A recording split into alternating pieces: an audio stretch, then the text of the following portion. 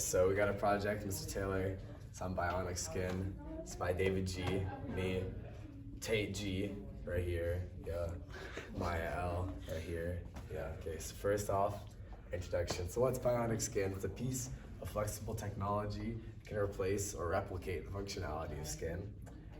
It can be used to detect like outside stimuli, like skin can, and it could also give doctors like it could be like a diagnostic tool for doctors because you know, it could help them like perform physical tests, like feel for tumors and stuff. But it can also help be used like human skin to help like the people who have sutures and stuff. If like you have like a cut or something, or like a big surgery and now you're missing a lot of skin, maybe you can get bionic skin there and like, you know, get your skin back low key. David, getting into it. Got the history of the bionic skin. Since 2003, scientists at the University of Tokyo named Takeo Somaya. He's been developing a bionic skin, and it originally began as skin for robots, so he could make robots and make them realistic. But since then, it's transformed into human research. There's also a doctor at the University of Stanford called Zenon Bao, and he's been developing a biodegradable skin. So what is it used for? Right now it's so doctors perform physical tests with their hands right now, but the bionic skin would help eliminate the subjectivity and increase the sensitivity of the tests. There's also potential use for the technology in patients that have lost skin to replace the skin.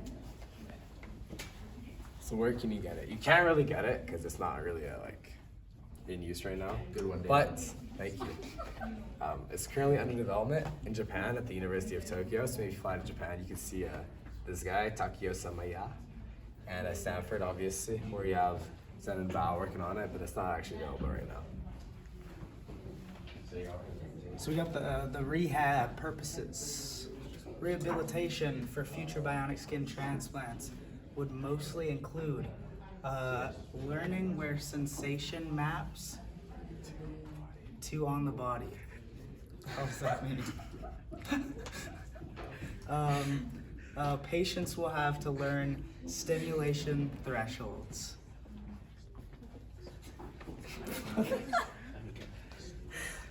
What is the impact of bionic skin? So, because bionic skin is not yet available, we don't know for sure. But in the future, we think it could give athletes sensation back to allow them to return to competition and sports, which is something that is considered invaluable. It could also help detect things like tumors, which would make it easier to treat them earlier.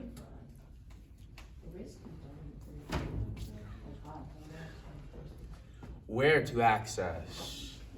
It is not yet available for use. It's being developed currently right now in Japan and California. After it's developed, it is expected to be commonly accessible. So the cost. So we have a little bit of a theme. It's not available, so we don't really know the cost. But the cost of development, like to develop it, to research it, is still growing because like it's not done yet, so we don't really know. But the cost for patients, when you all transplant it and stuff, it's expected to be covered by like the Alberta healthcare. But we'll get into that later. So yeah. This stuff for the rich. You're gonna have to drop a bag, you know. Initially, after release, it will likely only be accessible for the rich. Good one, Tate. After manufacturing and supply chains become established, the price will likely decrease, and it will be more widely accessible.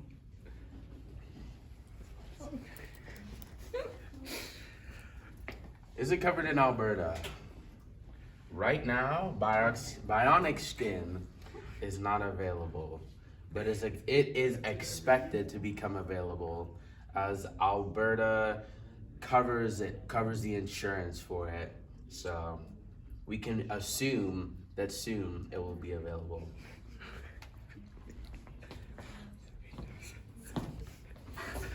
To expand on what Josh said, bionic limbs are covered by insurance in Alberta. So when bionic skin is available, we can assume that it will be covered by insurance as well.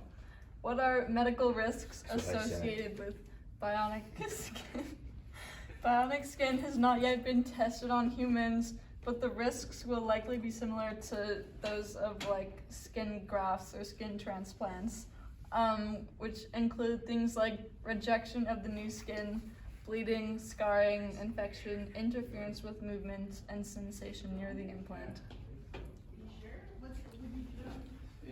So what about ethics and religion? So bionic skin can be applied like a tattoo, and that can go against some like religious or ethical like practice or beliefs, because like, you know, a tattoo sometimes a lot of people don't like it.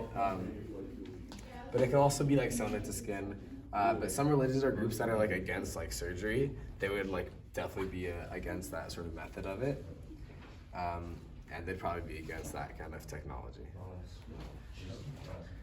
Next up, we got this diagram. This is what bionic skin like might look like. That's what it looks like. But like that's probably what it would look like on a robot, just like on the hand. You know, be able to touch it, stuff. Not on a human. And Maya will talk about our sources, or Tate will talk about our sources. We got our sources. This like a website right here, and this is another website. They're all papers though. And then this is another website. They're all like scientific papers, and they're all recent. Primary sources. They're all recent, because like 2021, 2022, like it just happened. It just dropped. Didn't even drop yet. Primary sources. Sheesh.